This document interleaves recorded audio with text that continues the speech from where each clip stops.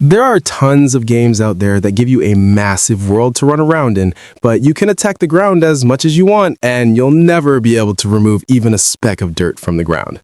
Especially in open world games. This can inevitably lead to a tinge of disappointment.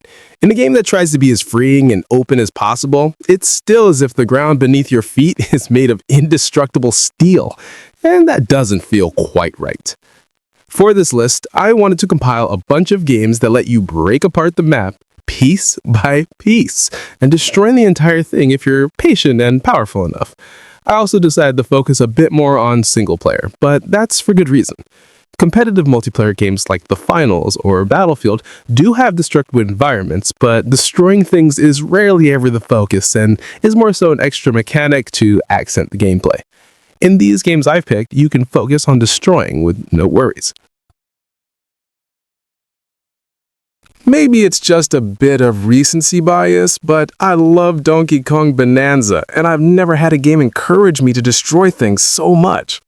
You get rewards and praise for tearing through the ground, and your big monkey hands make quick work of it all.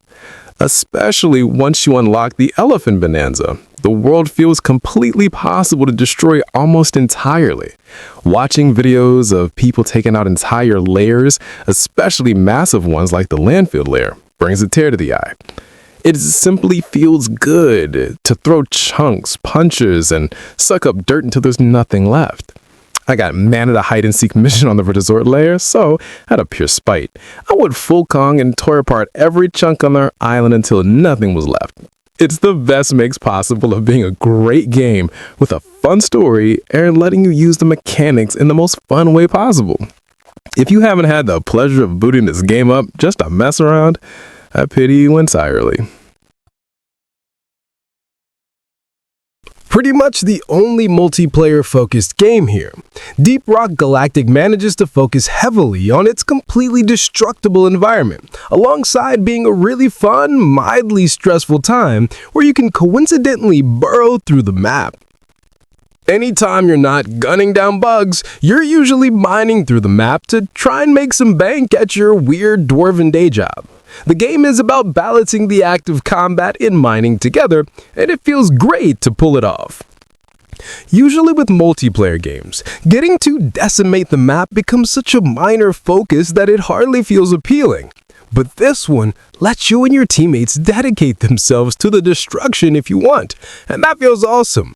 Of course, you're still not entirely focused on it, so if that's the only thing you want to do, it's probably going to end up being a stressful bug guts filled night for you. If you're into that though, this is easily one of the best games possible at breaking everything.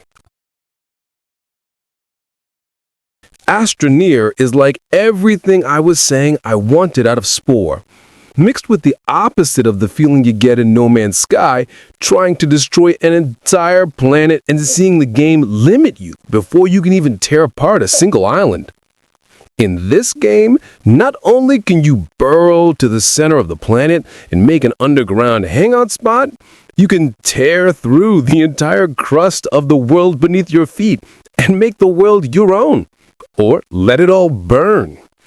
It's also multiplayer, but instead of shifting the focus away from mass destruction, you can enlist your friends in the destruction of the environment. The freedom this game gives you to mess up the world is genuinely astounding. That said, it is quite a slow burn, and you won't exactly be tearing everything up too quickly. You have to work your way up to total decimation, but it's all rather enjoyable even if the world isn't going to be your oyster for hours. I think Terraria hits the perfect balance between giving you a massive sandbox and being a proper RPG adventure, with awesome bosses and items that let you tear through dirt like butter. I have a couple thousand hours in it for a reason.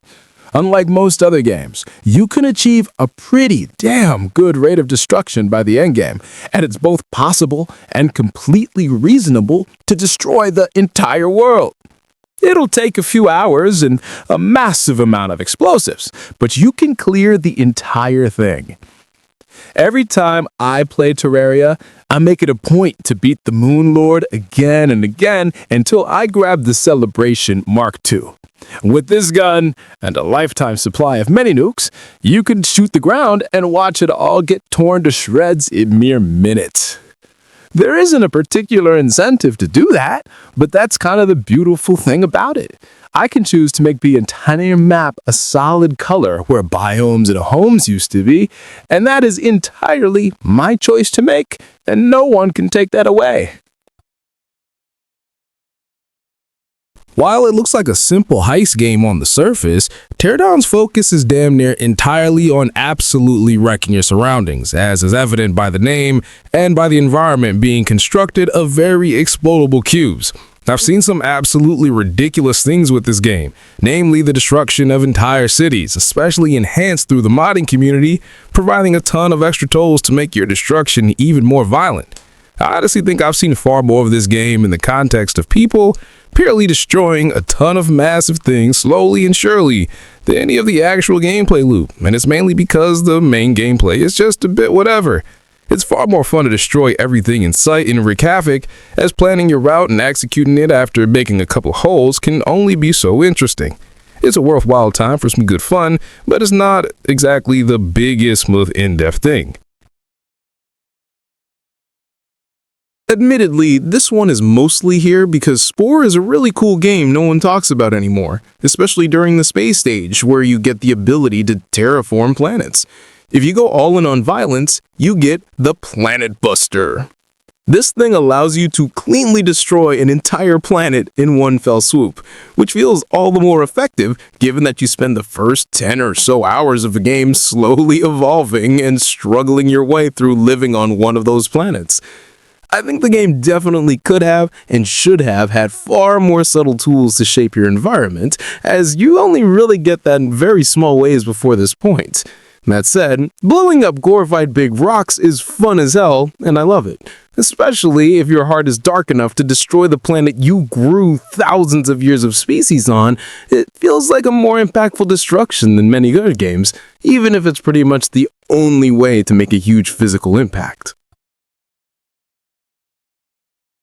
In Noita, not only can you find wands that cause bombs to spew out everywhere, but every pixel on screen is a separate physics object to interact with and potentially destroy, like one of those falling sand games people were obsessed with a decade ago. It's both an incredibly fun roguelike where you delve through caverns with some enemies that can burn to your death in seconds, and a physics simulation that is practically constantly begging you to push it to the limit at every moment. Making wand combinations that can cause huge explosions and properly abusing that power to tear through the entire world is awesome. And unlike most other roguelikes, you can actually stay in this world for as long as you want, which is awesome. It means you can make the world entirely your own, break it and create anything, all while still having the fear of dying at every turn. You're never invincible, but the world should still tremble in fear with the sight of you, which is an awesome dynamic.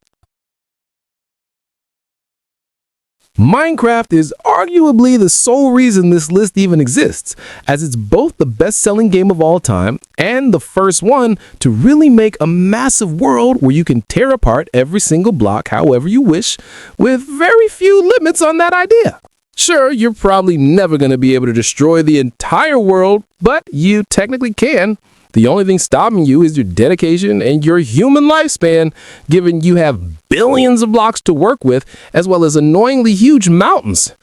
Making a massive TNT quarry miner that reigns over the entire land and bombs it all from above, or just using a beacon to insta-mine everything, feels like you're making a massive impact and can all change the world forever. Of course, it's hard to argue that there is a lot more to Minecraft, as it's always been a sandbox game that's been a bit split between its adventuring elements and creative gameplay. That's it. You know you have a 2-week phase of playing it every year. Don't lie.